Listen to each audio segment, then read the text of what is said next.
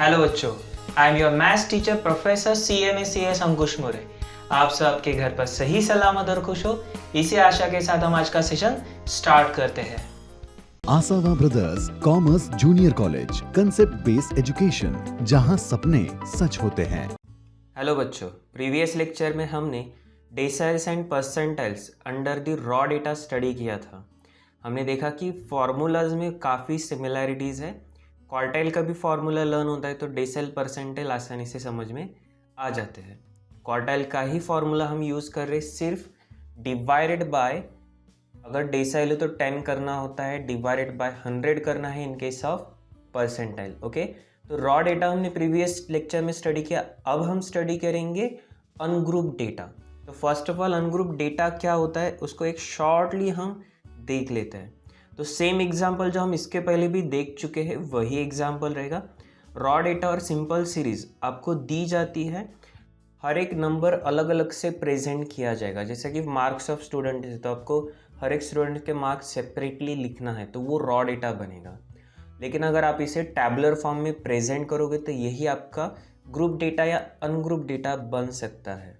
Okay, ungroup data इस तरीके से रहेगा। 10 मार्क्स कितने स्टूडेंट्स को मिले हैं, 1 स्टूडेंट को। रॉ डेटा के साथ आप मैच करके देख सकते हो। 20 मार्क्स कितने स्टूडेंट्स को है तो 2 स्टूडेंट्स को है। 30 मार्क्स कितने स्टूडेंट को है, 3।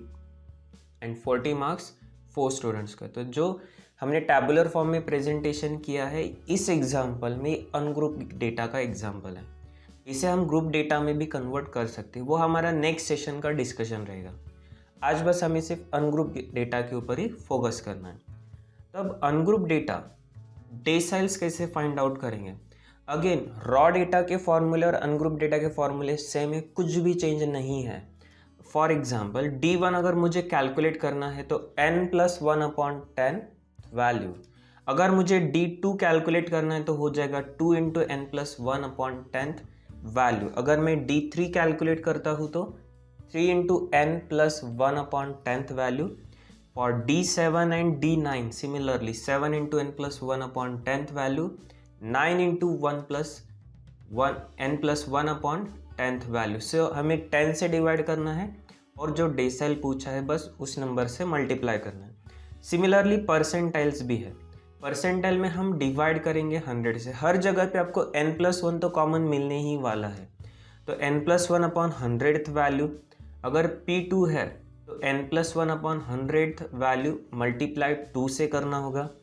P25, 84 एंड 99 सिमिलरली n+1/100 हर जगह पे मिलेगा। 25 में 25 से मल्टीप्लाई करो, P84 में 84 से मल्टीप्लाई करना है और P99 में 99 से मल्टीप्लाई करना है। तो फॉर्मूले बहुत आसान है। ओके, अब तक तो ये फॉर्मूले आपको पूरे लर्न हो चुके होंगे और याद रखो एक बार ये फॉर्मूला आप समझ गए तो आप इसे लाइफ टाइम में कभी नहीं भूलोगे।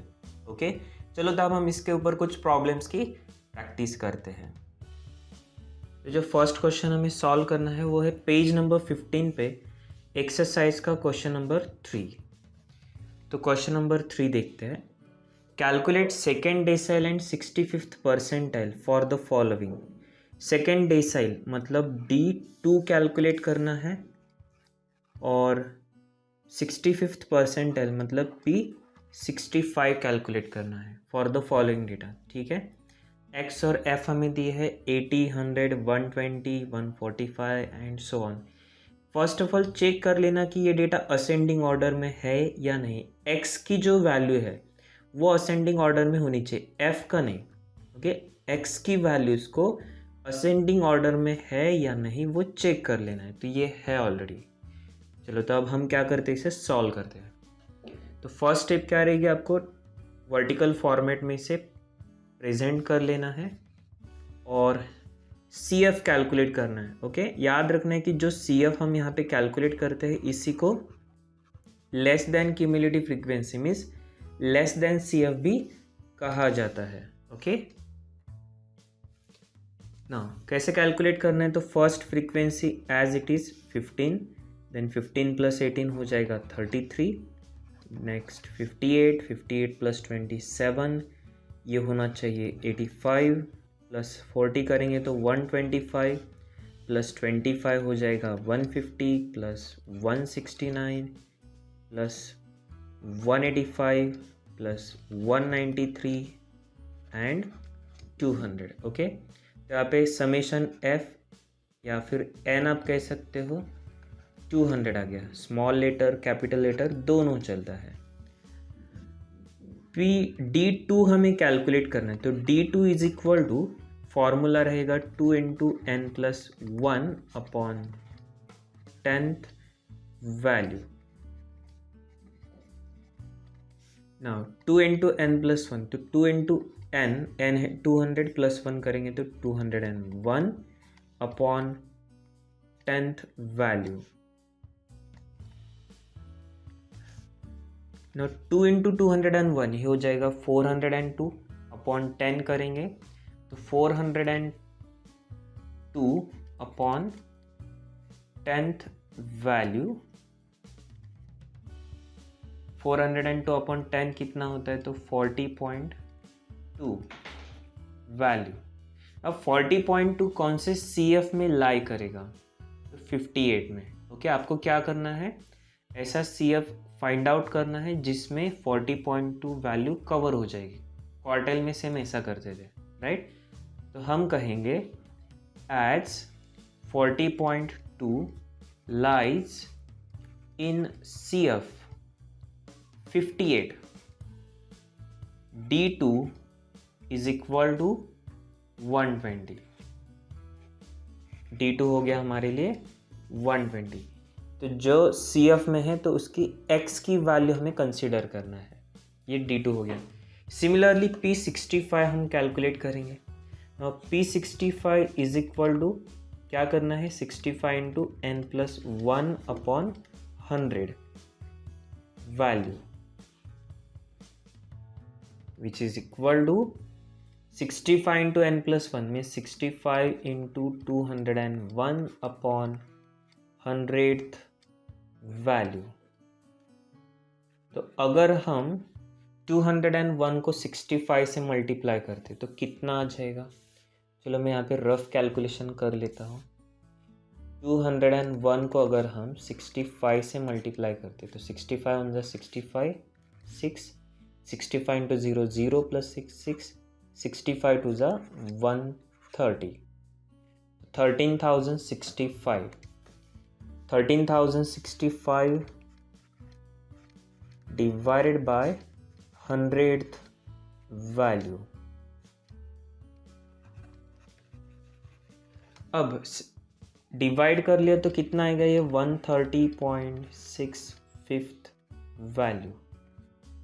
ओके, अब 130.65 कौन से CF में लाई करेगा, यहाँ पे 150, 125 से ग्रेटर है लेकिन 150 से लेस देन है, तो इसका आंसर रहेगा 280। CF चेक करना है लेकिन वैल्यू कौन सी लेना है, जो X में दी है। तो P65 हमारे लिए आ गया 280।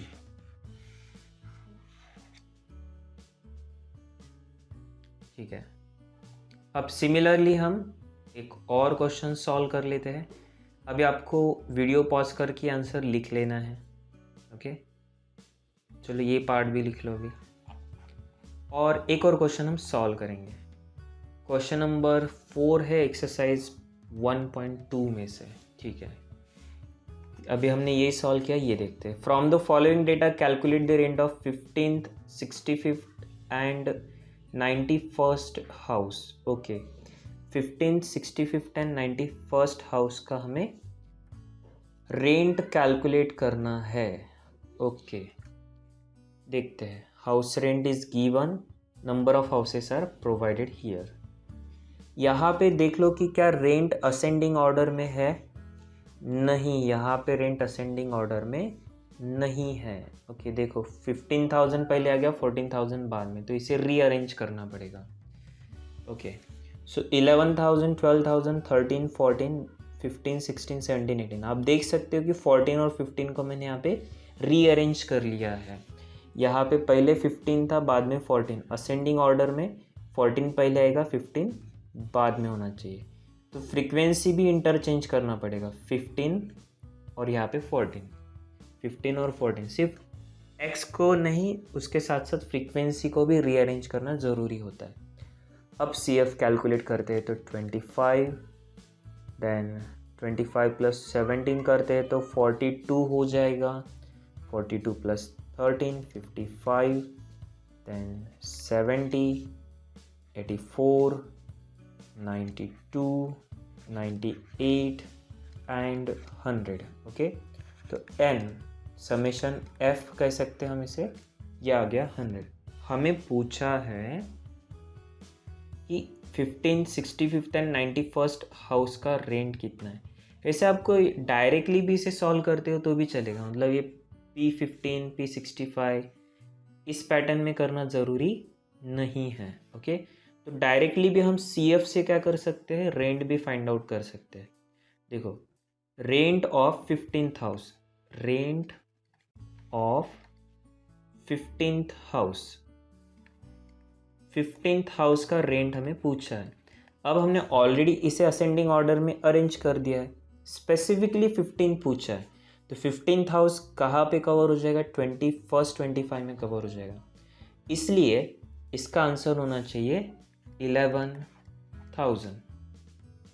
देखो, इस क्वेश्चन में मैं फॉर्मूला यूज़ नहीं कर रहा, आप चाहो तो कर सकते। क्यों नहीं कर रहा हूँ, क्योंकि स्पेसिफिकली कहा है उन्होंने 15, 65, 91, तो डेटा एक बार अरेंज हो गया तो डायरेक्टली आप क्या कर सकते हो, बस वो CF को चेक कर सकते हो, तो आपको डायरेक्टली आंसर मिल जाएगा।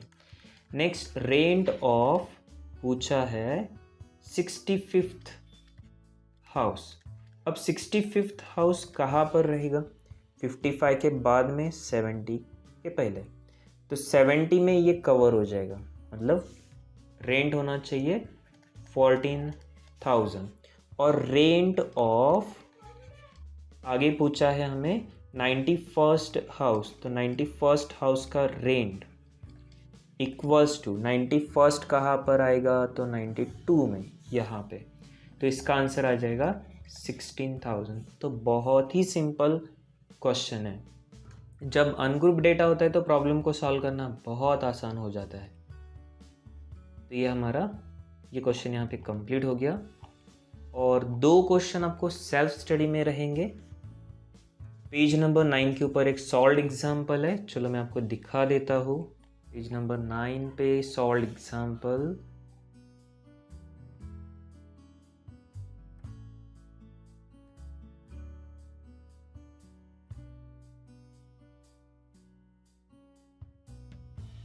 देखो यहाँ पे सॉल्व्ड एग्जाम्पल नंबर 2, ये आपको होमवर्क में करना है, ठीक है।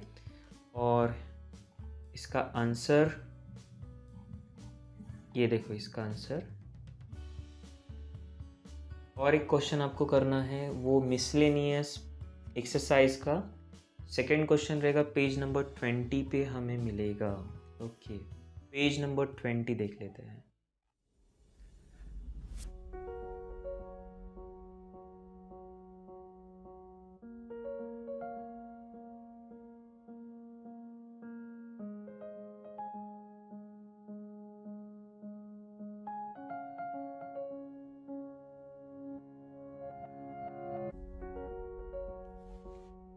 ये देखो क्वेश्चन नंबर 2। ओके, इसे सेल्फ स्टडी में करना है आपको, और इसका आंसर क्या आना चाहिए, तो 5, 2 एंड 8। और एक बात, डेटा को आपको असेंडिंग ऑर्डर में अरेंज करना पड़ेगा। यहाँ पे दिया है 2, 4, 3, 5, 7, 6, 8, तो 2, 3, 4, 5, 6, 7, 8। और ये करते समय आपको फ्रीक्वेंसी, नंबर ऑफ डेज को भी रिस्पेक्टिवली चेंज करना होगा। Okay, so that's it for now. We will meet in next lecture. Till then, stay home, stay safe. Thank you.